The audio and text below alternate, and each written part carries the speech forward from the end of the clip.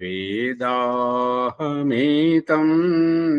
పురుషం మహాంతం ఆదిత్యవర్ణం తమసా పరస్తాత్ తమేవ విదిత్వా అతిమృత్యుమేతి నాన్యః పంథా విద్యతే యనాయ నాన్యః పంథా విద్యతే యనాయ.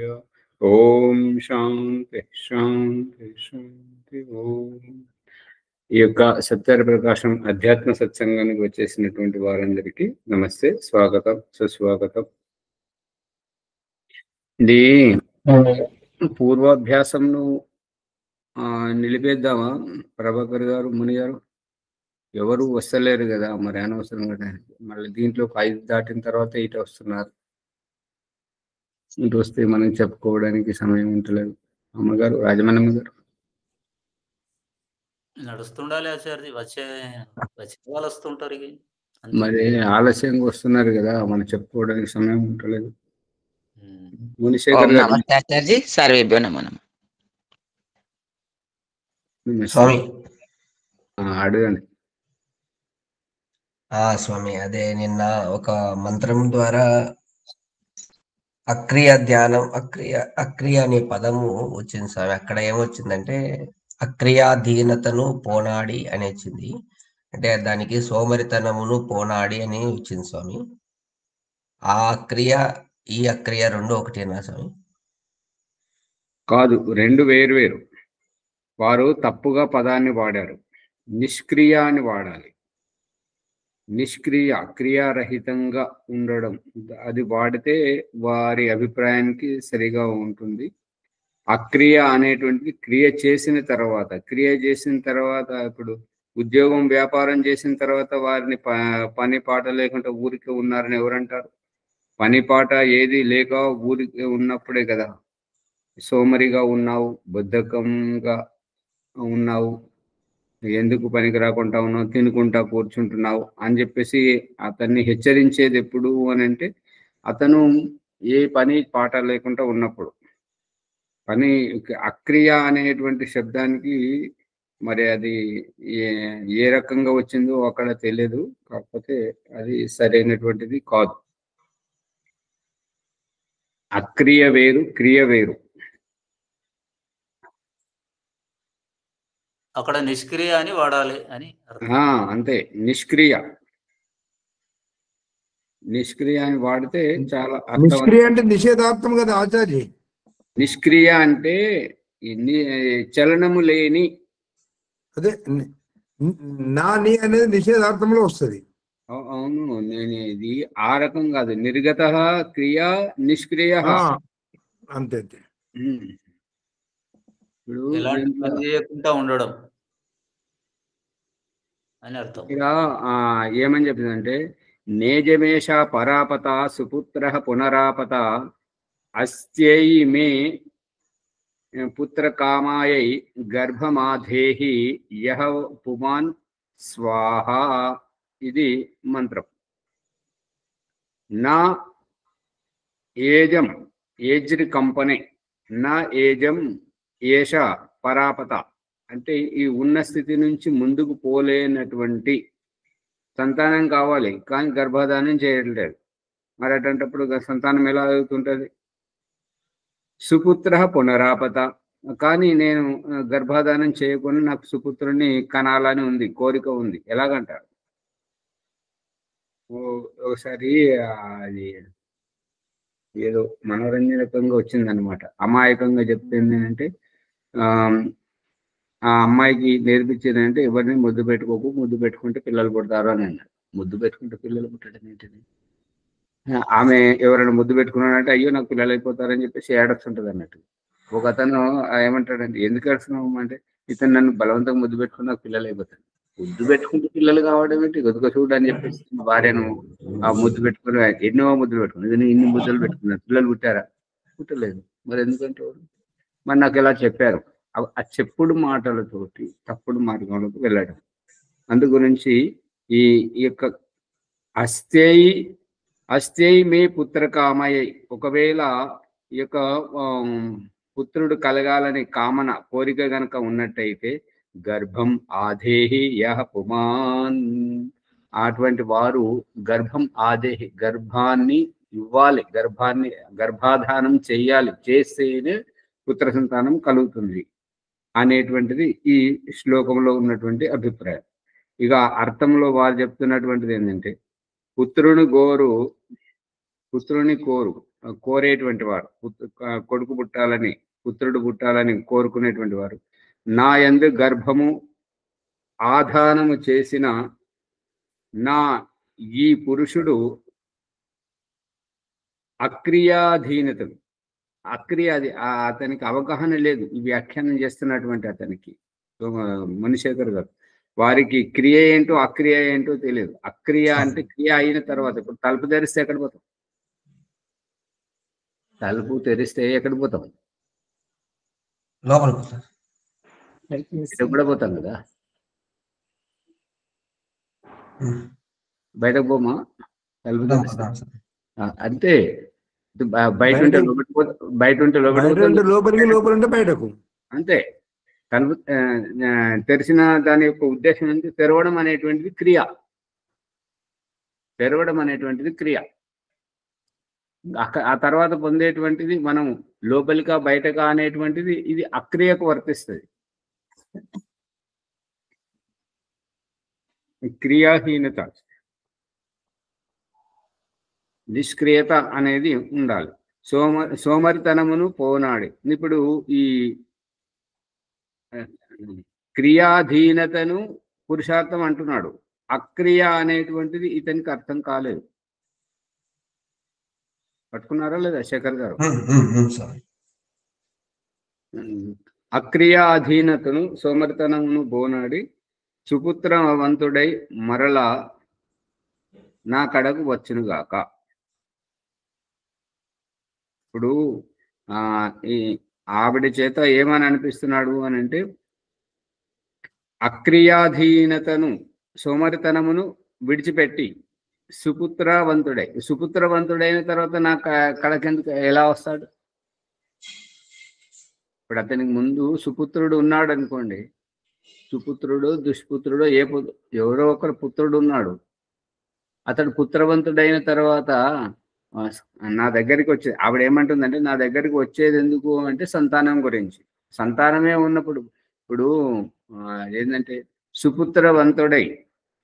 సుపుత్రవంతుడు అన్నప్పుడు ఎప్పుడు అవుతాడు? పుట్టిన తర్వాత అవుతాడా, పుట్టక ముందు అవుతాడా? మరి ఇది తప్పు కదా వాక్యం. దాని ఉద్దేశం అక్కడ పైనేమో గర్భాధానం చేయాలని చెప్తున్నారు, ఇక్కడేమో అది ఆ అభిప్రాయం స్పష్టత కావట్లేదు ఇక్కడ. నా కడకు వచ్చుగాక అని ఆ స్త్రీ చేత ప్రార్థన కోరుకోజేస్తున్నాడు. అది సరైనటువంటి వ్యాఖ్యానం. ఇప్పుడు ఏంటంటే వైదిక శాస్త్రాలలో కూడా వాళ్ళు ఏది రాస్తే అది బ్రహ్మవాక్యం జనార్దన అన్నట్టుగా, ఏది రాస్తే అది బ్రహ్మవాక్యం అని అనుకోవడం స్వామి. దానికి సంస్కార విధిలో రేపు ఫోటో తీసి పంపిస్తా స్వామి, దయానంద రాసినది, అది నోటిగిన భావార్థం పంపిస్తాం. సరే, హిందీలో ఉంది. సరే.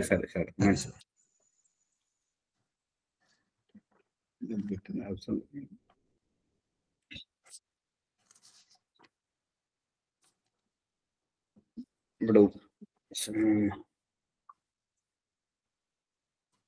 ఇవాళ సువర్చలమ్మ గారు నసుగుతున్నారు. ఈ నసుకుడు అది సరైనటువంటిది కాదు, ఆ అలవాటు మానుకోవాలి. ఇదివరకు చాలా మంచిగా చెప్పేవారు, మరి ఏంటో ఆ నసుగుడు ఎప్పుడు వస్తుంది అంటే అమ్మగారు, శబ్దాలు వెతుక్కోవడం రానప్పుడు, అటువంటి సందర్భంలో నసుగుడు వస్తుంది. చెప్పకుండా చెప్పాలి అని కొంచెం ప్రయత్నం. అదే ఇవాళ మాత్రం బాగా చెప్పలేదు. ఈ గర్భకాల కర్తవ్యం గురించి చర్చ జరుగుతూ ఉంది.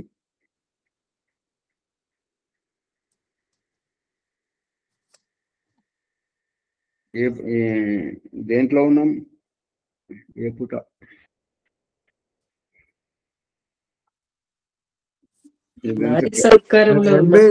82 మహోదయ. నారీ సత్కారం 81వ పుటలో ఉన్నాం. 82కి వచ్చినాం కదా. గృహిణి కర్తవ్యంలో ప్రాప్తి. సరే సరే 82. ఓకే, ధన్యవాదములు. విదుర నీతి శ్లోకం. లోకమున వ్యవహరించు రీతి గురించి 35వ శ్లోకము. మహాభారతం ఉద్యోగపరం విదుర నీతిలో ఉన్నటువంటి శ్లోకాన్ని దయానంద సర్ చెప్తున్నాడు. పురుష బహవో రాజన్ సతతం ప్రియవాదినః అప్రియస్య తు పత్యస్య వక్త శ్రోత చ దుర్లభః. పురుష మనుషులు ఎంతో మంది ఉంటారు. ఓ రాజా, ఇగో ఇక్కడ శ్లోకంలోనైతే రాజన్, విదురుడు ఎప్పుడు రాజన్ అనే సంబోధిస్తాడు. ఆ రాజవరు అనేటువంటిది మనకు తెలియడం గురించి ఓ ధృతరాష్ట్ర అని అంటున్నారే తప్ప అక్కడ మంత్రిగా ఉండి రాజును పేరు పెట్టి పిలవడం ఉండదు. మహారాజా అని అంటారు, రాజా అని అంటుంటారు.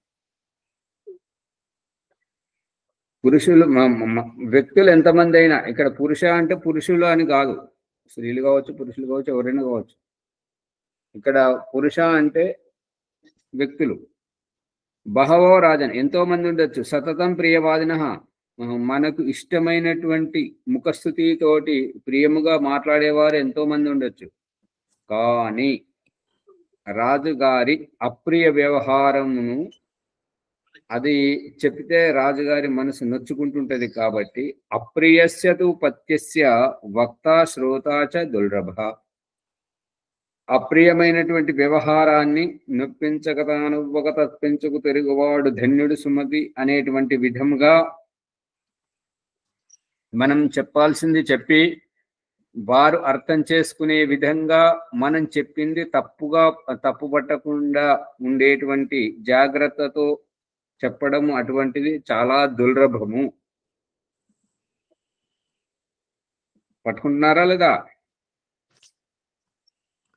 వారి తప్పును తెలియజేయాలి కానీ అదే ప్రియముగా తెలియజేయాలి. అతను తప్పు పట్టకుండా ఉండేటువంటి భావం తెలియజేయాలి.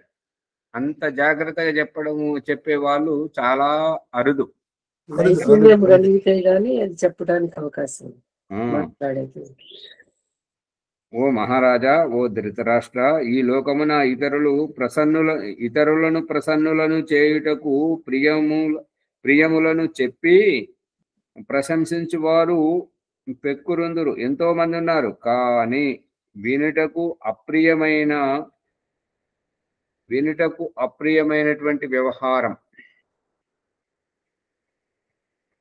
కళ్యాణకారకముకు వచనమును చెప్పువారు వినువారు అరుదుగా ఉందురు, చాలా తక్కువగా ఉంటారు అనేది.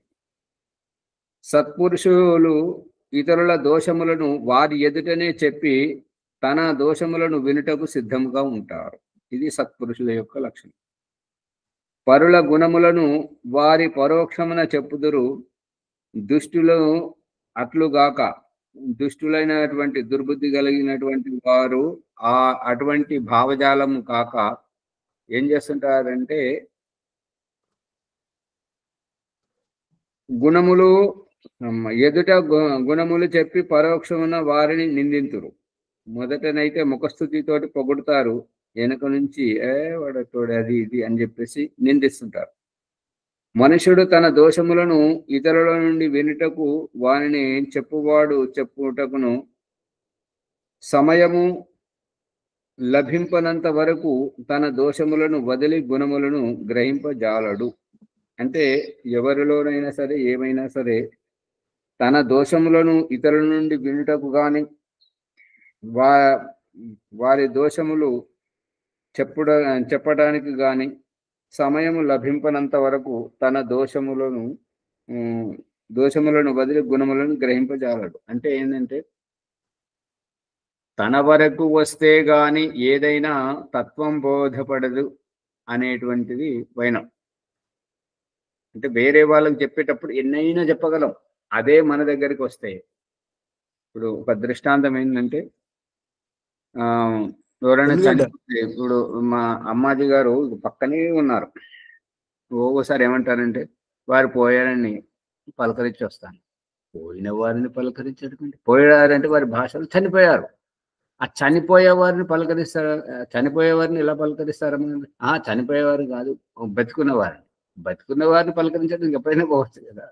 కానీ చనిపోయినప్పుడు పలకరించడానికి అనేది ఆ రకంగా వాడుక భాషలో అట్లా వాడుతుంటారు.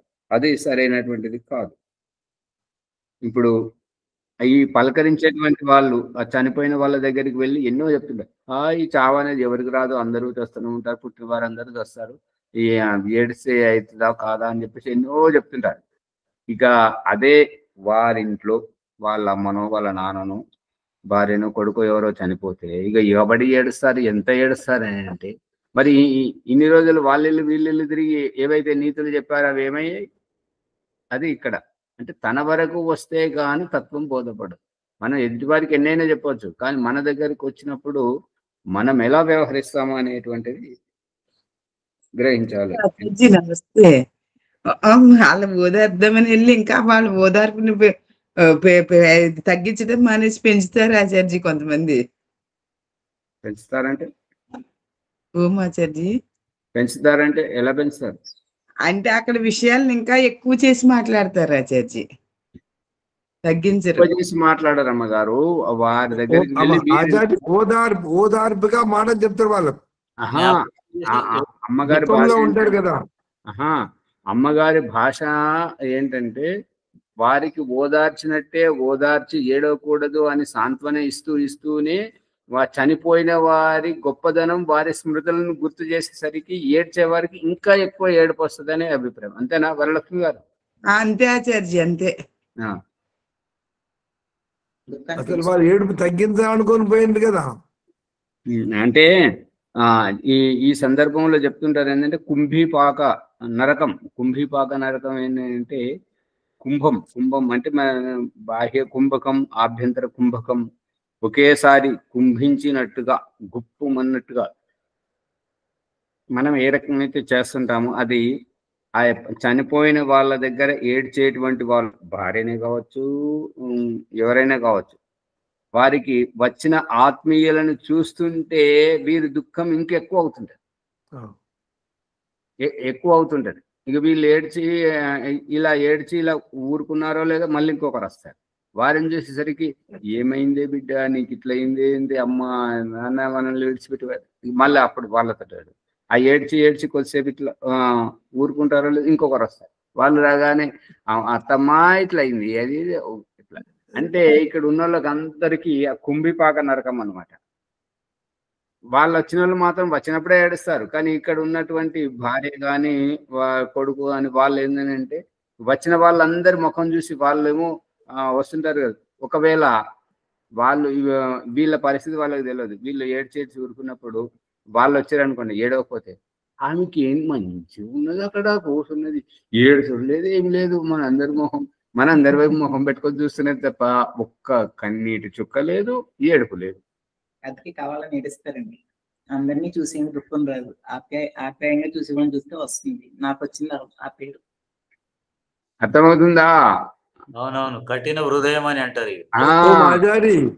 ఏడిస్తే ఒక బాధ, ఏడవకుండా ఒక బాధనా ఇంకొక బాధ ఎట్లా అంటుంటారు. ఎన్నడు ఎవరిని నిందింపరాదు. గుణేషు దోషారోపణ అసూయ, దోషేషు గుణారోపణం అపి అసూయ, గుణేషు గుణారోపణం దోషేషు దోషారోపణం చ స్తుతి. ఎన్నడూ ఎవరిని నిందించరాదు. ఈ నిందించేటువంటి విషయాన్ని ఋగ్వేదంలో ఏమని చెప్పారంటే, నిందించేటువంటి స్వభావం ఎవరికి ఉంటుంది అని అంటే ఇతరులలో నిందించబడుతున్న వారే ఇతరులను నిందిస్తారు. నిందించే స్వభావం ఉన్నటువంటి వారే వేరే వారిని నిందిస్తారు. మంచి స్వభావం ఉన్నవారు నిందించబడరు, అది గుర్తుపెట్టుకోండి. ఇది ఋగ్వేదం యొక్క సారాంశం. ఒకరిని నిందిస్తున్నారంటే వారిని ఇంకొక చోట వేరే ఎవరు ఎంతో మంది నిందిస్తున్నారు. కాబట్టి అటువంటి ఈ నిందితులే ఇతరులను నిందిస్తారు అనేది సారాంశం. అందుకని ఇక్కడ దయానంద సరస్వతి ఏమంటున్నాడంటే, ఎన్నడూ ఎవరిని నిందింపరాదు. గుణేషు దోషారోపణ, గుణములలో తప్పులు చూపెట్టడం. దోషారోపణ అంటే తప్పులు చూపెట్టడం, గుణములలో తప్పులు చూపెట్టడం. దోషేషు గుణారోపణ, ఇక దోషములలో గుణములను వెతుక్కోవడానికి ప్రయత్నం చేయడం. గుణేషు గుణారోపణం, గుణములను గుణములుగా చూడడం. దోషేషు దోషారోపణం, దోషములను దోషముగా చూడడం. ఇది స్తుతి.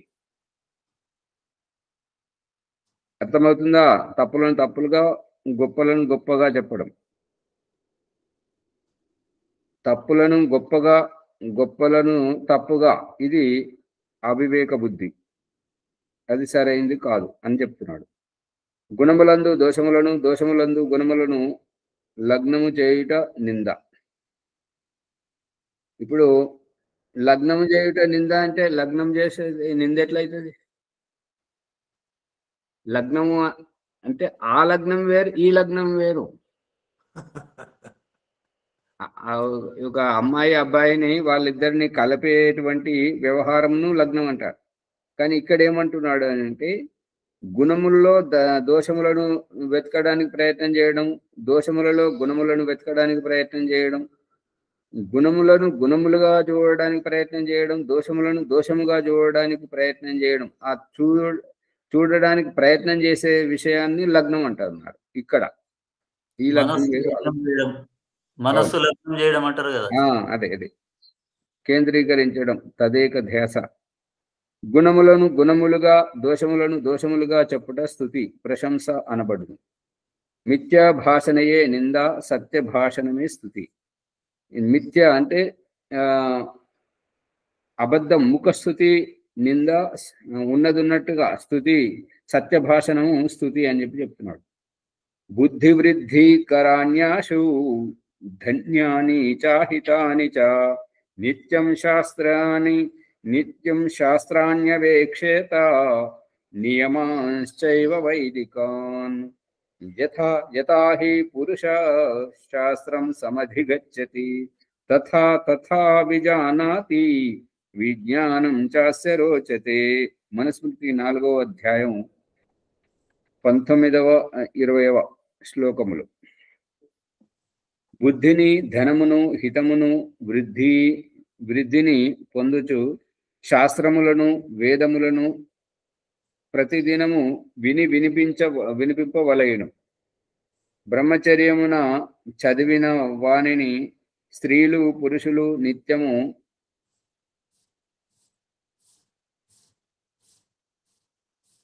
వినిపింపవలయను. చదువువాలడు. చదవవలయనంటే ఏంటి? ఆదరించాలని. బ్రహ్మచర్యమున చదివిన వాణిని అంటే బ్రహ్మచర్య అవస్థలో ఏవేవైతే చదివారో, శాస్త్రాలు చదివారో ఆ శాస్త్రములను, వాణిని అంటే ఆ యొక్క శాస్త్రములను స్త్రీలు, పురుషులు ప్రతినిత్యము చదవవలయను. అంటే మళ్ళీ వాటిని వ్యావహారికంగా చదివి విచారింపవలయను, విచారించాలి. పునరావృత్తి చేయాలి. ఇప్పుడు మనం ఈ లగ్నం అనే శబ్దం మీద చేస్తున్నాం కదా. దోషములలో గుణములు, గుణములలో దోషములు, దోషములలో దోషములు, గుణములలో గుణములు అనేది మనం ఎట్లయితే విచారణ చేస్తున్నామో ఆ చదివినటువంటి వాటిని ప్రతినిత్యము ఈ రకంగా విచారించుకోవాలి. విచారించుకున్నప్పుడే నిర్ణయాత్మకం బుద్ధి అనేటువంటిది మనకు కలుగుతుంది. మనుష్యుడు శాస్త్రములను చదివిన కొలది విజ్ఞానము వర్ధిల్లును, వాని యందు రుచియు వృద్ధి పొందును. ఈ యొక్క ఎవరైనా కానీ ఏదైతే చదువుతూ ఉంటారో, చదివే విషయంలో వారికి ఇప్పుడు ఆర్య సమాజములు కానీ ఇంకా వేరే వాళ్ళు కానీ ఎంత చెప్పిన వీళ్ళకి అర్థమే కాదంటాను. ఒక్కసారికి ఎలా అర్థమవుతుంటది? అది నిరంతరంగా చేస్తూ ఉంటే. ఇప్పుడు మనము ఈ చెప్పేటువంటి స్థితికి ఏదైతే నిరాకారం గురించి చెప్తున్నామో ఒకే మాటలు మనకు అర్థమైందా? మనం కూడా ఎంతో మందికి చెప్పగా అప్పుడు మనకు తలకు దట్టింది కాబట్టి అది మనసులో కూర్చుండిపోయింది. దానిని చెప్పడానికి ప్రయత్నం చేస్తున్నాం. వాళ్ళు ఇప్పుడిప్పుడే ఈ వైపుకు వస్తున్నారు. మనం ఒకసారి చెప్పగానే ఎలా మారిపోతారు? అందుకని శాస్త్రములను చదివిన కొలది విజ్ఞానము పెరుగుతూ ఉంటుంటది నిరంతరంగా. ఈ వర్ధిల్లడం అంటే ఎక్కడ వర్ధిల్లుతుంది అంటే మనకు తెలివితేటలు ఎక్కువ వస్తాయి. ఇది ఇక్కడ అభిప్రాయం. మరియు వాణి అందు ఆ యొక్క ఏ విషయాలనైతే మనం చదువుతున్నామో, ఏ విషయాలైతే మనం తెలుసుకుంటున్నామో అందులో రుచియు వృద్ధి పొందును, రుచి కలుగుతుంది. మనం దైనిక పంచమహాయజ్ఞముల గురించి చూడండి 83వ పుటలో.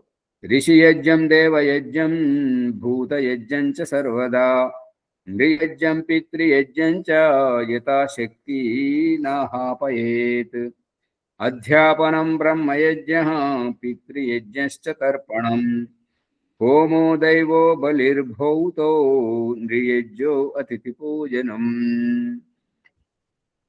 స్వాధ్యాయేనార్చయేదృషీన్ హోమైర్దేవాన్ యథా విధి పితॄన్ శ్రాద్ధైశ్చ నృన్ నరైర్భూతాని బలికర్మణ. మనుస్మృతి 4వ అధ్యాయం 21వ శ్లోకము, 3వ అధ్యాయం 70వ శ్లోకము, 3వ అధ్యాయం 81వ శ్లోకం. ఇక్కడ మొదటి దాంట్లో ఋషియజ్ఞం. ఋషియజ్ఞం అంటే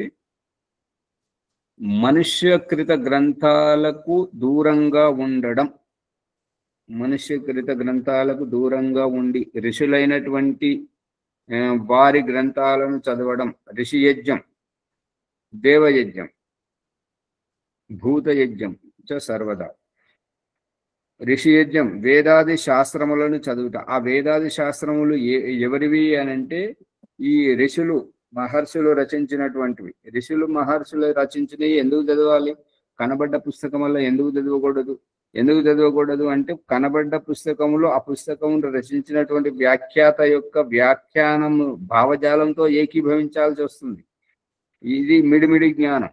అదే ఋషిమునులు అయితే సార్వజనికంగా ఆలోచిస్తారు, అన్ని కోణముల నుంచి ఆలోచిస్తుంటారు, అక్కడ పక్షపాతం ఉండదు. ఈ మనుషుల దాంట్లో పక్షపాతం ఉంటుంటది. ఇందాక మునిశేఖర్ గారు తీసుకొచ్చారు కదా ఇది గర్భధానం విషయంలో. అదేంటంటే అక్రియ తెలియదు, క్రియ తెలియదు. మరి సంతానం అయిన వ్యక్తికి తెలియదు, కాని వ్యక్తికి తెలియదు. ఆ వ్యాఖ్యానం చేస్తున్నటువంటి వారికి. అంతేనా మునిశేఖర్ గారు? అటువంటి విషయాలతోటి మనము ఏకీభవిస్తే మనము దారి తప్పుతుంటాము. మనకు అవగాహన కలగదు, సరైనటువంటి అవగాహన ఉండదు. ఇప్పుడు ఇవాళ వారు రామనారాయణ గారు రాలేదు. వారింట్లో 2 రోజులు ఉన్నప్పుడు అక్కడ వాళ్ళ పిల్లలు చర్చ చేస్తున్నారు. ఏంటంటే ఆత్మ అంటే ఏంటిది, పరమాత్మ అంటే ఏంటిది. ఇంకా పరమాత్మ గురించి చెప్తానంటే ముందు ఆ పరమాత్మను పక్కన పెట్టండి, మనలో ఉన్నటువంటి ఆత్మ గురించి చెప్పండి అని అంటే నేను చెప్పింది ఏంటంటే పంచమహాభూతాలతోటి అన్న ఔషధుల ద్వారా పురుషుని శరీరంలోకి వచ్చినప్పుడు పురుషుని శరీరంలో ఈ రకంగా శుక్రంలో జీవ కణముగా గర్భధానంతో స్త్రీ యొక్క గర్భాశయానికి వెళుతుంది. అక్కడ 9 మాసాల పిండముగా ఎదిగి శిశువుగా పుట్టి ఆయువునంతరకు బ్రతికి ఆయువు అయిపోయే వరకు సఫలమైన కర్మలు చేస్తేనేమో జీవన్ముక్తికి వెళ్తుంది, అసఫలమైన కర్మలు చేస్తేనేమో పునర్జన్మకు వెళ్తుంది అని చెప్తుంటే అప్పుడు వెళ్ళేదేంటిది అని అడుగుతున్నారు. మరి వెళ్ళేది ఏంటంటే ఆత్మ. మరి ఎలా వెళ్తుంది చూపెట్టండి. చూపెట్టదని అది కళ్ళకు కనిపించేది కాదు అని అంటే కనిపించేది కానప్పుడు ఎందుకు చెప్తున్నావు అంటారు.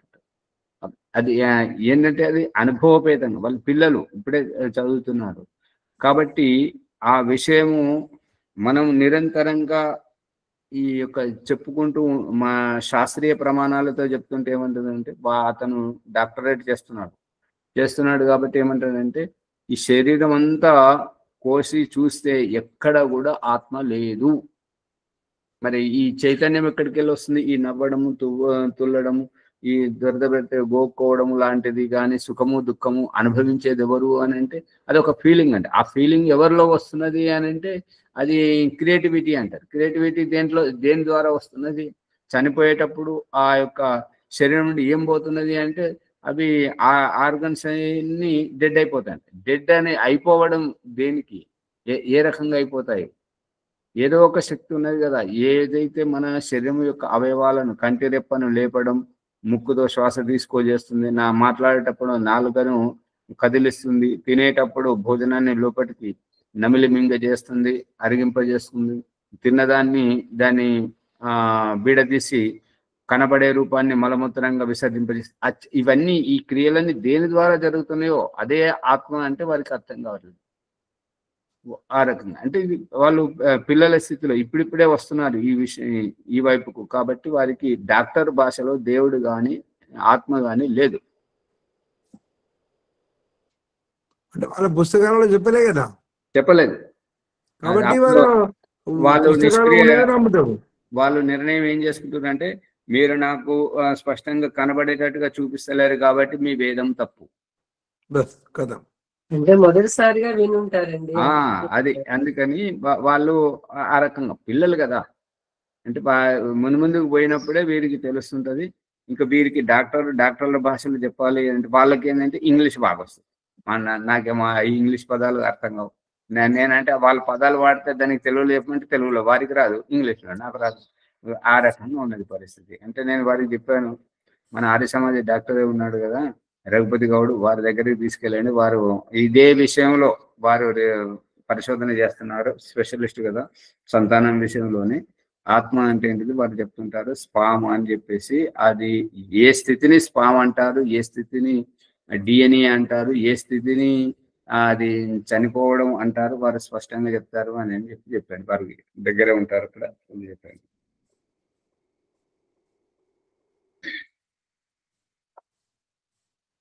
అందుకని వేదాది శాస్త్రములను చదివించుట, సంధ్యోపాసన, యోగాభ్యాసము ఇవి చేయాలని ఈ యొక్క మొదటి శ్లోకం. మరి రెండవ శ్లోకం అర్థం చెప్తున్నాడు ఏంటంటే, దేవయజ్ఞం, విద్వాంసుల సాంగత్యం, వారి సేవ అంటే ఇప్పుడు దేవయజ్ఞంలో ఇప్పుడు ఇప్పుడు అల్వాల్లో ఉన్నాను కాబట్టి జగదీశ్వరరాజు వారి ఇంట్లో ఉన్నాను. వారు అగ్నిహోత్రం ఋగ్వేద పారాయణం యజ్ఞం తర్వాత బయటకు వెళ్తున్నారు ఈ సరుకులు గిట్లా తీసుకురావడానికి. నేను అన్నాను, వచ్చేటప్పుడు యజ్ఞోపవీతంలో 3వ వ్యక్తి ఉంటాడు, అతను పట్టుకురండి అని అంటే అమ్మాజీ గారు ఇక్కడ నవ్వుకుంటున్నాను. యజ్ఞోపవీతంలో 3 పోగులు ఉంటాయి కదా, 4వది ఏంటి అనేది వారికి ఇదివరకు చెప్పాను. కాకపోతే వారు పట్టుకున్నారా లేదా అని చెప్పాను, ఇంతవరకు అయితే మరి చెప్పలేదు.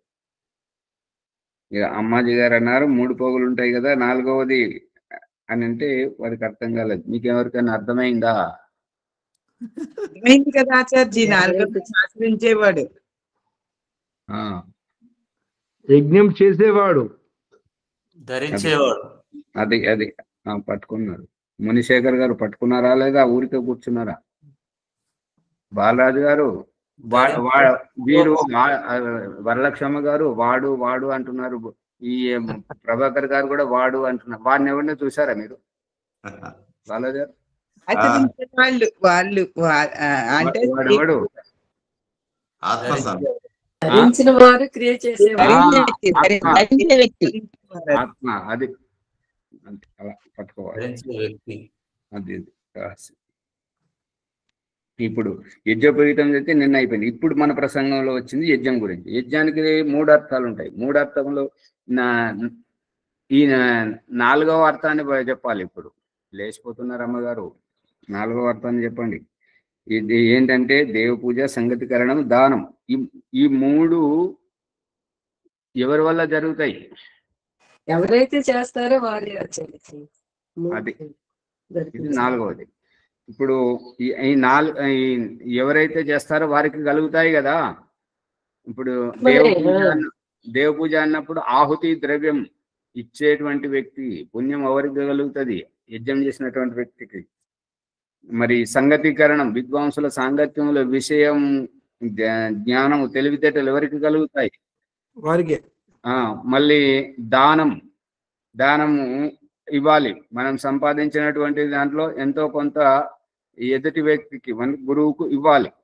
మరి ఇచ్చినప్పుడే కదా, ఈ 3 చేస్తేనే కదా యజ్ఞం పూర్తయ్యేది. అవునవునండి.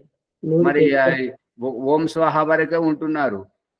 ఆ సంగతీకరణం ఎంతో కొంతమందికి మాత్రమే జరుగుతుంటది. ఇక దానం మాత్రం ఇక వారిని పిలిస్తే ఇవ్వాలి కదా, డబ్బులు ఇవ్వాలి కదా, అందుకని మనమే చేసుకుంటాం. లేదా ఇంకా కొంచెం ఇప్పుడు వరకు తెలియలేదు కదా. ఇప్పుడు మరి ఈ మూడు చేసినప్పుడే యజ్ఞం పూర్తవుతుంది. 3 చేయకపోతే యజ్ఞం పూర్తి కాదు. సామర్థ్యం లేని వారు చేయలేకపోయినా సామర్థ్యం ఉన్న వారు తప్పుగా చేయాలి. విద్వాంసుల సాంగత్యము, వారి సేవ, అంటే విద్వాంసుల యొక్క సేవ అనేటువంటిది యథాయోగ్యంగా, వారు విద్యతోటి మనకు జ్ఞానము తెలివినిస్తున్నారు కాబట్టి మనము ఆర్థిక సంపాదన మనం చేస్తున్నప్పుడు వారికి యథాయోగ్యంగా సహకరించాలనేది అభిప్రాయం. పవిత్రత, దివ్య గుణముల అలవరుచుకొనుట, దాతృత్వము. ఇంకా కొంతమంది ఉంటారు, నీవు వారి దగ్గర యజ్ఞం చేశావు, వారెంత దక్షిణ ఇచ్చారో లెక్క చెప్పు, వీరి దగ్గర యజ్ఞం చేశావు, వీరెంత ఇచ్చారో లెక్క చెప్పు అనే వాళ్ళు కూడా ఉన్నారు. అర్థమవుతుందా? అందుకని దక్షిణ ఇవ్వరాచార్యజీ. అదే మరి అది ఆ వ్యక్తి ఏమంటున్నాడంటే, నీకు ఎక్కడెక్కడ దక్షిణ ఇచ్చారో ఆ లెక్కలు చెప్పు అని అంటున్నాడు. అటువంటి వాళ్ళు కూడా ఉంటారు. తను మాత్రం ఎక్కడ ఇవ్వడు, అటువంటి వ్యక్తి వాళ్ళే అడుగుతారు అనమాట. లెక్కలు తీసుకునే వ్యక్తి, లెక్కలు అడిగే వ్యక్తి మరి ఒకరిని పోషిస్తాడంటే అది లేదు.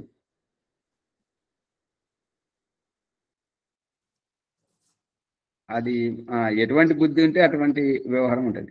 దాతృత్వం, విద్యాభివృద్ధి, ఇవన్నీ అలవర్చుకున్నటయే అగ్నిహోత్రము చేయుట. చూడండి దయానంద సరస్సు ఎంత విస్తృతంగా చెప్తున్నాడు. విద్వాంసుల సాంగత్యం, విద్వాంసుల సాంగత్యానికి వస్తే ఆత్మ పరమాత్మ తత్వం బోధపడుతుంటది. వారి సేవ, మనం ఇచ్చేటువంటి ఆర్థిక సహయోగంతో వారి ఆజీవిక నడుస్తూ ఉంటుంటది. మళ్ళీ పవిత్రత అనేటువంటిది స్వచ్ఛత, ఎక్కడ కూడా బద్ధకము సోమరితనము అనేటువంటిది ఉండదు. దివ్య గుణముల అలవర్చుకున్నట, గొప్ప గొప్ప అజ్ఞానమును వదిలేసి విజ్ఞానమును ఆచరించడం. దాతృత్వం అంటే గొప్పతనం, మన ద్వారా ఒకరికి మేలు జరగాలి, ఒకరు పోషించబడాలి. భగవంతుడు నేర్పిస్తున్నటువంటి దృష్టాంతం ఏంటంటే, పెళ్లి సాకుతోటి భార్యను పోషింపజేయడం, దాంపత్య సాకుతోటి పిల్లలను పోషింపజేయడం. ఇంకొకటి దాతృత్వ గుణం, మరియు యజమాని సాకుతోటి పెంపుడు జంతువులను, సేవకులను పోషింపజేయడం. ఈ రకంగా దాతృత్వ గుణం రావాలి అంటే యజ్ఞం యొక్క 3 అర్థాలు ఏదైతే చెప్పారో, దేవపూజ, సంగతీకరణము, దానము, ఇవి 3 చేసినప్పుడు దాతృత్వ గుణము వస్తుంటది. అర్థమవుతుందా లేదా బాలరాజు గారు? ఇవన్నీ 3 దాతృత్వమేనండి. అది పిల్లల్ని పోషించడం, భార్యను పోషించడం, ఇవన్నీ కూడా స్వార్థంతో చేసేది. అవేమి దాతృత్వం కాదు. బయట వాళ్ళని చూస్తే ఒక్కసారి వీరికి చెప్పండి. చెప్పండి, ఇప్పుడు చెప్పండి. నాకు అలా చెప్పమంటే అలా చెప్పలేను. ఇప్పుడు భార్య ఎవరికి భార్య అండి? ఎందుకు భార్య అండి? పిల్లలు ఎవరికి పిల్లలండి? ఎందుకు పిల్లలండి? అంటే ధర్మార్థ కామోక్షాలను సాధించాలి అని అంటే ముందుకు పోవడానికి, సహకరించడానికి వచ్చింది ఆవిడ. అందుకే ఆవిడని అర్ధాంగిని. ఏ విధంగా కన్యాదానంతోటి సప్తపది అవుతూ ఉంటుంటుందో అట్లట్ల వారి యొక్క స్వేచ్ఛ, స్వాతంత్రం అనేటువంటిది పురుషుడు కోల్పోతాడు, స్త్రీ కోల్పోతుంది. ఇద్దరు కలిసి ఒక్కరవుతుంటారు, దంపతి అవుతుంటారు. ఆ దంపతులతోటి వాళ్ళు ఏదైనా సరే, ఏది తిన్నా ఏది తినకపోయినా, ఉపవాసం ఉన్నా, ఇద్దరు కలిసి చేసుకునేటువంటిది. ఆ రకంగా సాకు అక్కడ కలుపుతున్నాడు భగవంతుడు. అంతేగాని ఇక్కడ స్వార్థం ఏమీ లేదమ్మ గారు. ఇప్పుడు ఈ బాధ్యత తెలియని చోట, భార్య సంపాదించి భర్త కూర్చుండి తిన్న చోట అక్కడ అట్ల కాడ ఇసిరి కొట్టడం జరుగుతుంది అమ్మగారు. అది స్వార్థంతో కొట్టడం కాదు, స్వార్థంతో తగిలే దెబ్బ కాదు, అది ఓర్చుకునేది స్వార్థంతో కాదు.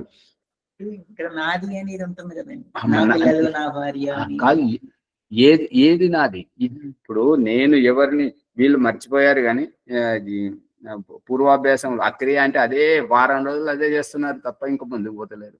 నేను ఎవరిని ప్రకరణం పట్టుకుంటలేరు ఇవాళ షట్ చక్రాలు అన్నారు, అది పట్టుకోవట్లేదు, ఒకటే పోతున్నారు.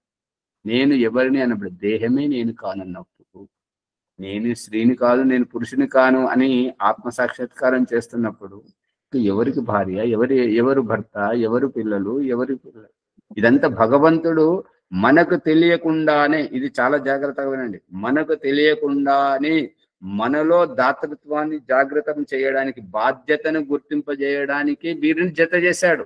కాబట్టి ఎలా జత చేశాడు అని అంటే, ఆ వివాహ మండపం, ఆ ముత్యాల పందిరి నుంచి మళ్ళీ అమ్మాయి వెనక్కి పోలేదు, వెనక్కి పోకుండా ముందుగా పోవాలని చెప్పి బ్రహ్మముడి వేసి అక్కడ పోయే అమ్మాయిని ఇక్కడ తీసుకొస్తాడు.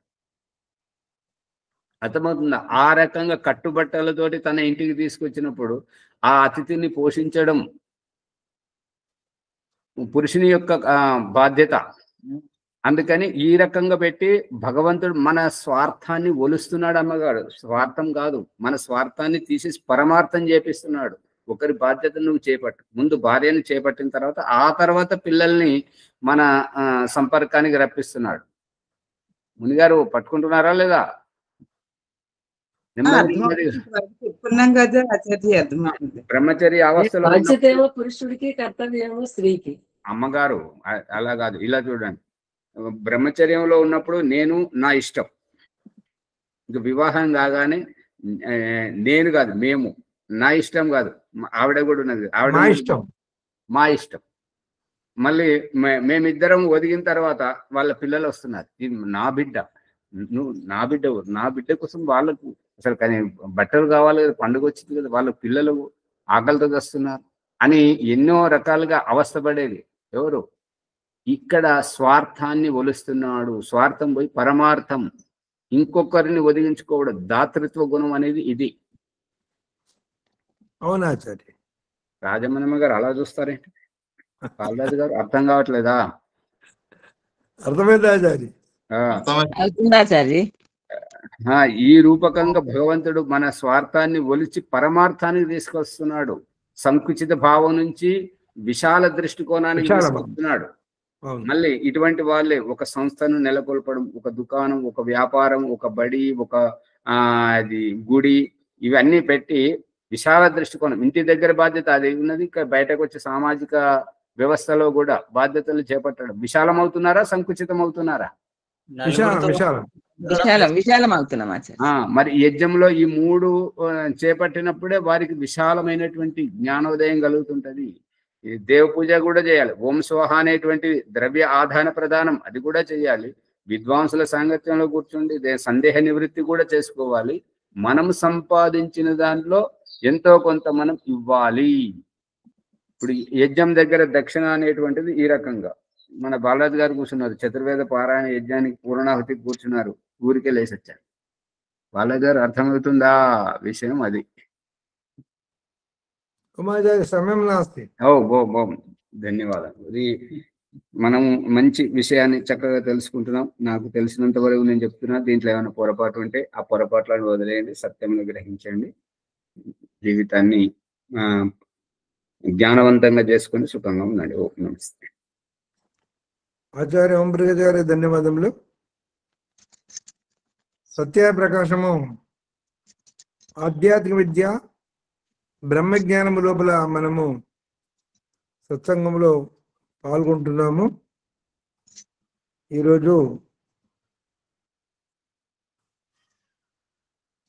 అగ్నిహోత్రము పంచమహాయజ్ఞములు, పంచమహాయజ్ఞములో ఋషి యజ్ఞము, దేవయజ్ఞము, యజ్ఞం ద్వారా కలిగేటువంటి లాభాలు, యజ్ఞాన్ని పూర్తిగా అర్థం చేసుకుంటే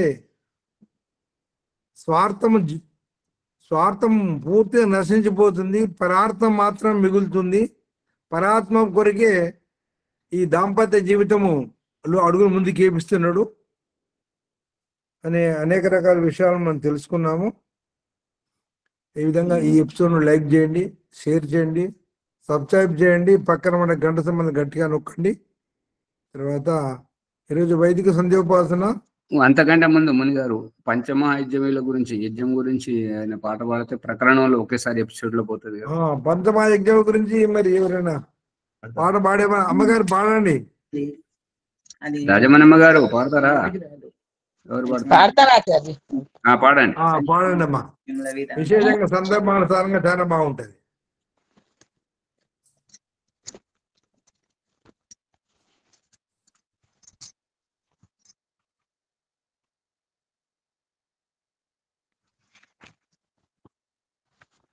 ఈ రోజు సంజయ్ గారు వారు సిద్ధంగా ఉండండి. అమ్మగారు పుస్తకం వెతుకుతున్నారు. ఈ లోపల సంజయ్ మళ్ళీ అప్పుడు కూడా సమయం ఎందుకు? ఎవరిదో పేరు చెప్పండి మునిగారు. సంధ్యోపాసన. సంధ్యోపాసన ఈ రోజు మరి వరలక్ష్మి గారు అయిపోయిందా అమ్మా? సువర్చలమ్మ గారు సువర్చలమ్మ గారేనా? ఓకే. రెండో బ్యాచ్ కదండి ఇప్పుడు నాడు చేయించమంటే ఒకరు చేపిస్తారు. వెనకకు ముందు అటు ఇటు అవుతున్నారు కాకుండా ఎవరు ఏ రోజు వారే చెప్తే బాగుంటదమ్మా. గాయత్రమ్మ గారికి ఈ రోజు అమ్మగారు వచ్చారు కదా, నేను చేపిస్తా. అమ్మగారు చేస్తారు. నిన్న లేదు కదా నేను. మీరు చేపిస్తారా? భీమరావు గారు చేపిస్తారండి. పాట అనంతరం వైదిక సంధ్యోపాసన భీమరావు గారు, బ్రాహ్మణపల్లి, కామారెడ్డి జిల్లా. భీమరావు గారు చేపిస్తారు వైదిక సంధ్యోపాసన. అమ్మాసి గారు ఒకటి పాడండి, లేకపోతే ఏదైనా పాట పాడండి యజ్ఞం గురించి. ఏదన్నా ఇలా పాడండి అమ్మాసి గారు. అందరు వెతుకుతున్నారు. ఇవాళ పాట విడిచిపెట్టి సంధ్యోపాసన చేయించండి. ఎందుకంటే యూట్యూబ్ లో ఉన్న వాళ్ళకి. ఓకే, మళ్ళీ ఇది రేపటి కూడా ఉన్నది కాబట్టి రేపు మనం పాడుకుందాం. ముందుగా సిద్ధం కావచ్చును. మన భీమరావు వైదిక సంధ్యోపాసన ప్రారంభించండి. సమయం అవుతా ఉన్నది.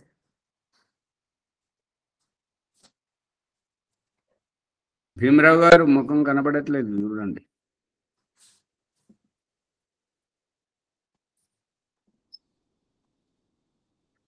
అందరూ మీట్లో ఉండాలండి. మీట్లో ఉండాలి. కెమెరా ఆన్ చేసుకొని సంధ్యోపాసనలో ఉపాసనలో నిండా మునిగిపోవాలని కోరిక. ఓం.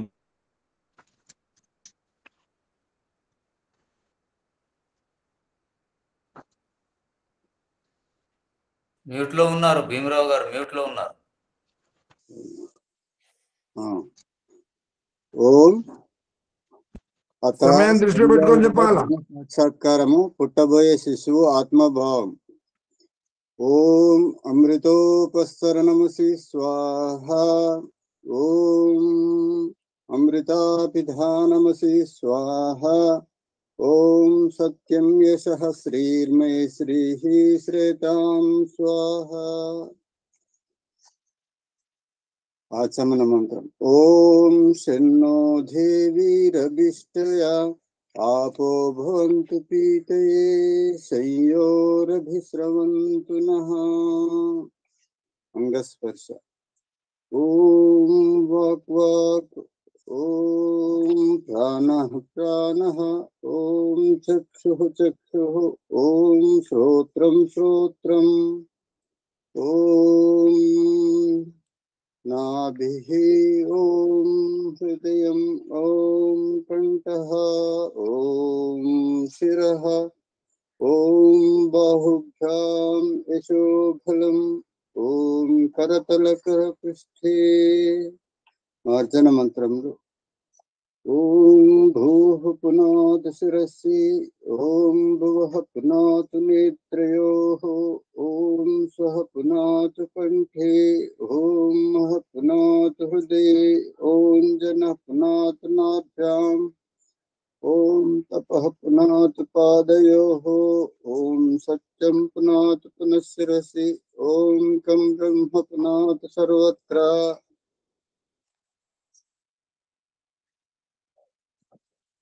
దయానంద సరస్వతి వ్యవహారికంగా చూపించిన అష్టచక్రముల ఆత్మ సాక్షాత్కార ప్రకరణము జీవాత్మ ప్రార్థన. ఓం భూహు. ఓ ప్రాణదాత ఈశ్వర సందేశం. పునాతు శిరసి. దుఃఖదాయక ప్రారంధం అనే నీ పూర్వజన్మ కర్మ ఫలాన్ని పవిత్రం పునీతం చేసుకో. జీవాత్మ ప్రార్థన. ఓం భువః. ఓ దుఃఖ వినాశక ఈశ్వర సందేశం. పునాతు నేత్రయోః. ఓ జీవాత్మ నేత్ర దర్శన కంటికి కనపడిన దృశ్య రూపము మరియు నీ ప్రజ్ఞా బుద్ధి అంటే ఇది బాగుంది అది బాగాలేదనే మూల్యాంకన బుద్ధి యొక్క అసంతృప్తియే నీ దుఃఖానికి కారణం. కాబట్టి ఈ రెండిటి మధ్య తటస్థ సంతృప్తికర సాక్షిభూతంగా నిలకడ ఉండుము. జీవాత్మ ప్రార్థన. ఓం స్వహ. ఓ స్వయం సుఖ స్వరూప ఈశ్వర సందేశం. పునాతు కంటే కంటకు ఉపేక్ష పిపాస నివృత్తి యోగ దర్శనం. అంటే కంఠంలోని గొంత కదలికలపై ప్రత్యేక ధ్యాస పెట్టి నీ ఆకలి దప్పికల పట్ల అసంతృప్తిని తగ్గించి జయించు. ఆ ఆకలి దప్పికల నివృత్తి సంతృప్తికర స్వయం సుఖానందమే నీ జీవన్ముక్తి మోక్షావస్థకు సోపానం. జీవాత్మ ప్రార్థన. ఓం హ. ఓ మహిమాన్విత మాయా స్వరూప ఈశ్వర సందేశం. పునాతు హృదయే ఆధ్యాత్మ పురోగతికై దైవం పట్ల నీ భ్రమ నివృత్తి చేసుకో. నీ హృదయాంతకరణంలోని నీ దైవ సాక్షాత్కారం దర్శనం చేసుకో. జీవాత్మ ప్రార్థన. ఓం జనః. ఓ జగన్నాయక జన్మ మరణ అంతరార్థమేమిటి స్వామి? ఈశ్వర ఉవాచ. పునాతునాభ్యాం నాభిచక్రే కాయ వ్యూహ జ్ఞానం యోగ దర్శనం. 2వ అధ్యాయం 29వ మంత్రం. అంటే నాభిచక్రంలో సంయమనంతో ఈ తిని త్రాగి విసర్జించటం ఏమిటి అని విచారిస్తే మన శారీరక జన్మల అంతరార్థం బోధపడుతుంది. నాభిర్మే చిత్తం విజ్ఞానం యజుర్వేదము 20వ అధ్యాయము 9వ మంత్రం. అనేక విధాలుగా స్మరించుకునే వ్యవహారిక జ్ఞాన విజ్ఞానం దేహం మధ్యలో ఉన్నది. జీవాత్మ ప్రార్థన. ఓం తపః. ఓ పరాత్పర ఈ తపస్సు అంతరార్థం ఏమిటి? ఈశ్వర సందేశం. పునాతు పాదయోహో. ఓ జీవాత్మ నీ జన్మ జరామరణ దుఃఖదాయక స్థితి నుంచి నీవు ఉద్ధరించుకో. ఎట్లంటే ఇమమ్మే గంగే యమునే సరస్వతీతి.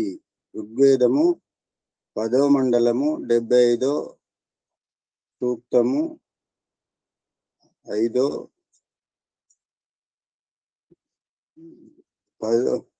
అధ్యాయము 75వ మండలం 5వ సూక్తం. అంటే దేహం లోపలి గిడ పింగళ అనే 2 నాడులు శ్వాస ప్రశ్వాసలతో జీవాత్మను క్రింది నుంచి పైకి లేచిన అవగాహనను, ఆ కనపడని నిప్పు ఇక్కడున్నదని కనపడని పొగను భౌతికంగా వ్యవహారికంగా ముక్కుకు వాసన చూపిస్తున్న దృష్టాంతం. తోలు పిస్తోలుతో మాయాగుండను పేల్చి ముక్కుకు వాసన ద్వారా దేహి ఆత్మకు తెలియచేయడం. సందేహ నివృత్తి. సందేహం. పాదయోహో అంటే పాదముల వద్దన నివృత్తి కాదు. జంగాభ్యాం పాదాభ్యాం ధర్మో అస్మి విశిరాజ ప్రతిష్ఠితః. యజుర్వేదము 20వ మండలం 9వ సూక్తం. భాషార్థం. పాద తొంటెముకల మధ్యలో నేను అనే దేహి జీవాత్మను ఉన్నాను. పరమాత్మ సాక్షాత్కారము. జీవాత్మ ప్రార్థన. ఓం సత్యం. ఓ సత్య అవినాశి అయిన సత్యస్వరూప ఈశ్వర ఉవాచ. పునాతు శిరసి. ఓ జీవాత్మ పవిత్ర భావనతో మరోసారి మళ్ళీ శిరస్సు యందు అనుభూతి చేసుకొని ఎరుగు. ధన్యము అవుతావు. సత్యస్య పిహితం ముఖం. యజుర్వేదము 40వ మండలం 17వ సూక్తం. అంటే సత్యం యొక్క స్వరూపము కప్పబడి ఉంది. యో అసోహో ఆదిత్యే పురుష సో అసౌ అహం. యజుర్వేదము 40వ మండలం 17వ సూక్తం. అంటే సూర్యుని ఆ సూర్యునిలో తెల్లగా కనిపిస్తున్న ప్రకాశ స్వరూపుడను నేను. పురీషం వసానః సుకృతస్య లోకే తత్ర గచ్చ యత్ర పూర్వే పరేతాః. యజుర్వేదము 10వ మండలము 31వ సూక్తం. ఓ జీవాత్మ నువ్వు ఇక్కడ ఉండవలసిన వాడవు కాదు.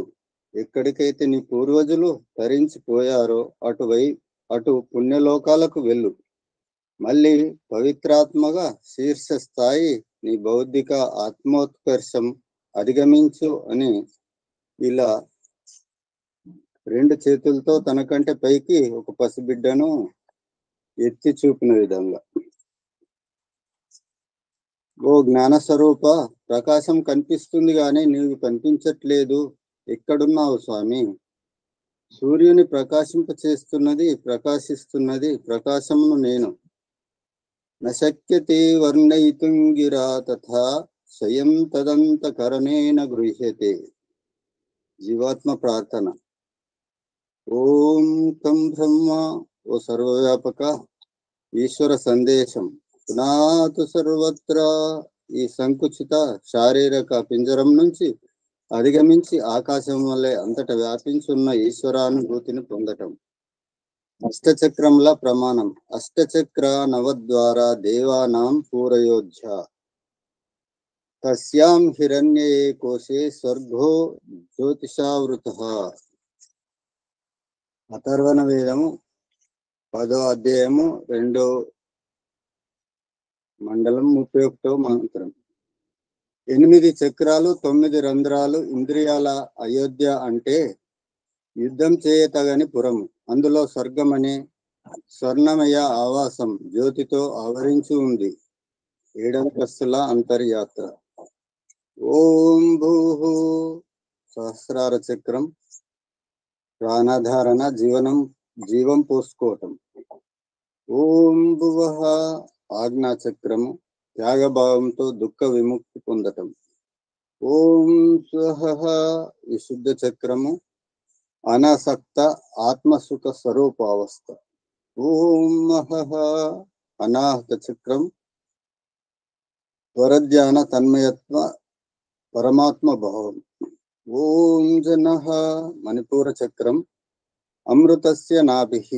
అథర్వవేదము 6వ అధ్యాయము 44వ మండలం 3వ మంత్రం. ప్రసవంలో శిశువు తెచ్చుకున్న పేగు బంధం వలె ఆ పరమాత్మతో ఈ ఆధ్యాత్మిక సాధన జీవాత్మకు గల అవినాభావ సంబంధమని ఈ జాని ప్రాదుర్భావ జనః నాభి యొక్క అభిప్రాయం. ఓం తపః స్వాధిష్టాన చక్రం, దేహం క్రింది వైపు నుండి కనపడని ఆత్మను పైకి పొగను వ్యవహారికంగా చూపడం అంటే తోలు పిస్తోలుతో మాయగుండం పేల్చి ముక్కుకు వాసన దేహ ఆత్మకు తెలియజేయడం గమనార్హం. ఈ దృష్టాంతాన్ని గృహస్థ జీవితంలో 2 చేతులతో చంటి పిల్లల్ని ఎత్తుకోజేసి చూపడం గమనార్హం. ఓం సత్యం మూలాధార చక్రం, సత్యం జ్ఞానం అనంతం బ్రహ్మ. తైత్తరీయ ఉపనిషత్తు 2వ అధ్యాయము 1వ మండలం 1వ మంత్రం. జ్ఞానం సత్యం బ్రహ్మ అనంతం. శరీరరహిత ముక్త జీవాత్మ బ్రహ్మ పరమాత్మలో ఉంటుంది. ఆ ముక్తాత్మకు ప్రాపంచిక సుఖ దుఃఖముల స్పర్శ సంపర్క అభావంలో ఆనందమగ్నమై ఉండును. ఈ విధంగా యదా పంచావితిష్టంతే జ్ఞానాని మనసా సహ బుద్ధిచ్చ న విచిష్టతే తమాహు పరమాంగతిం. కఠోపనిషత్తు 2వ అధ్యాయము 6వ మండలము 10వ మంత్రం. శుద్ధ మనస్సుతో పాటు పంచేంద్రియాలు ప్రాణం జీవితంతో ఉంటాయి. మరియు బుద్ధి అంటే ప్రారబ్ధం పరిష్కరించబడిన ఆత్మ నిర్మలము స్థిర చిత్తంతో ఉంటుంది. దీనినే పరిమితి అనగా మోక్షం అందురు. ఇది సంధ్యోపాసన ప్రథమోచ్ఛ్వాస. అత సంధ్యోపాసన ద్వితీయోచ్ఛ్వాస. నిన్న ప్రారంభించిన సంధ్యోపాసన సఫలమైన వారు ఉపర్యుక్త పురుషార్థంలో తరించిపోయారు. కాబట్టి ఈ అగమర్శన పాప నివృత్తి తాపత్రయం వారిది కాదు. అందులో అసఫలమై ఇక మీదట సఫలం అవ్వాలనే వారి తహతహలాట మరియు ఎప్పుడో వెళ్ళిన వారి ఏ బ్రహ్మలోకే పరాంతకాలే పరామృతాత్ పరిముచ్చంతి సర్వే. ముండకోపనిషత్తు 3వ అధ్యాయము 2వ మండలం 6వ మంత్రం. బ్రహ్మానందాన్ని ఉపభోగించి మహాకల్పం తర్వాత పునః ముక్తి సుఖాన్ని ఏవగించి పునరాగమనం. అగమర్శన ప్రకరణం. ఓం మృతం చ సత్యం చాభీదా తపసోధ్యజాయత తతో రాత్రియజాయత తతః సముద్రో అర్ణవః సముద్రాధర్ణవో దది సంవత్సరో అజాయత అహోరాత్రాని విదదద్విశ్వస్య మిషతో వసి సూర్యాచంద్రమసౌ ధాతా యథా పూర్వమకల్పయత్ దివం చ పృథివీం చాంతరిక్షమతో స్వః.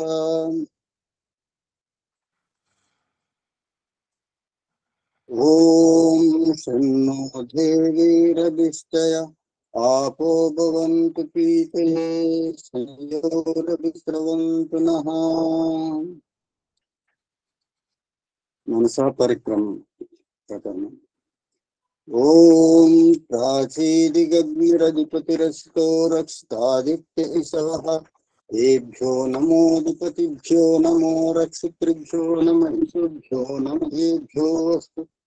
ओस्मां वेष्टियं वयं विष्णुस्संवो जिम्बेदग्मः दक्षिणादिगिन्द्रोऽधिपतिस्थिरच्छिराजैरक्षिता पितर तेभ्यो नमोऽधिपतिभ्यो नमो रक्षितृभ्यो नमः शुभ्यो नमः अस्तु. ओस्मां वेष्टियं वयं विष्णुस्संवो जिम्बेदग्मः प्रतीचीदिक्वरुणोऽधिपतिः पृदाको रक्षितान्नमिषवः तेभ्यो नमोऽधिपतिभ्यो नमो रक्षितृभ्यो नमः ईशुभ्यो नमयेभ्यो अस्तु. योऽस्मान् वेष्टियं वयं विष्णुस्संवो जिम्भेदग्मः उदीचीदिक्सोमोऽधिपतिः सजो रक्षिता शनिरिषः तेभ्यो नमोऽधिपतिभ्यो नमो रक्षितृभ्यो नमः शुभ्यो नमयेभ्यो अस्तु. योऽस्मान् वेष्टियं वयं विश्वस्संवो जिम्बेदग्मः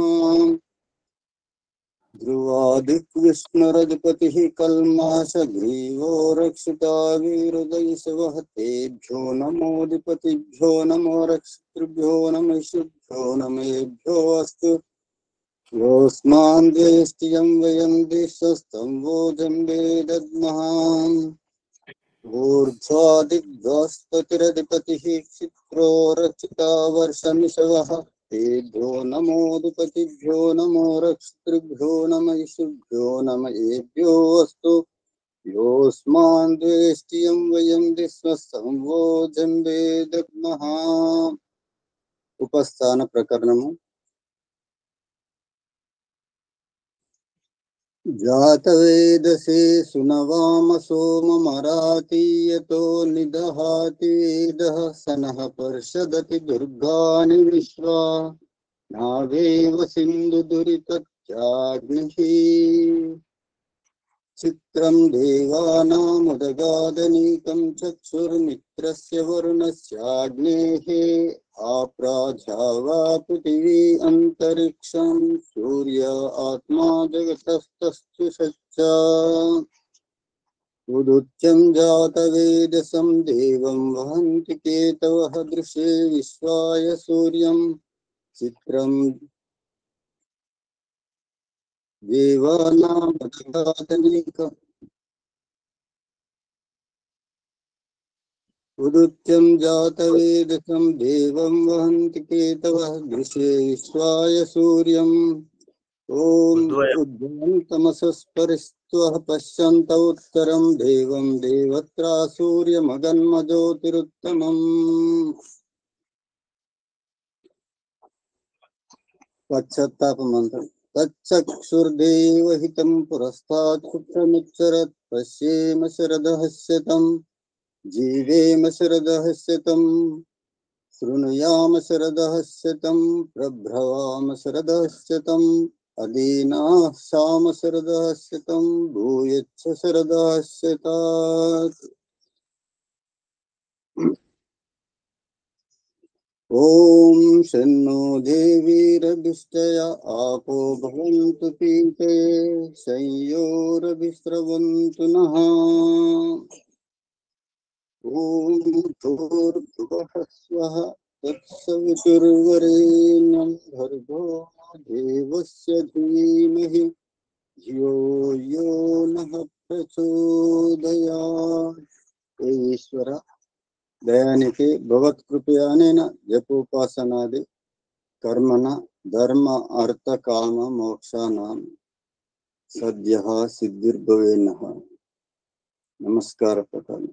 ఓం నమః శంభవాయ చ మయో భవాయ చ నమః శంకరాయ చ మయస్కరాయ చ నమః శివాయ చ శివతరాయ చ.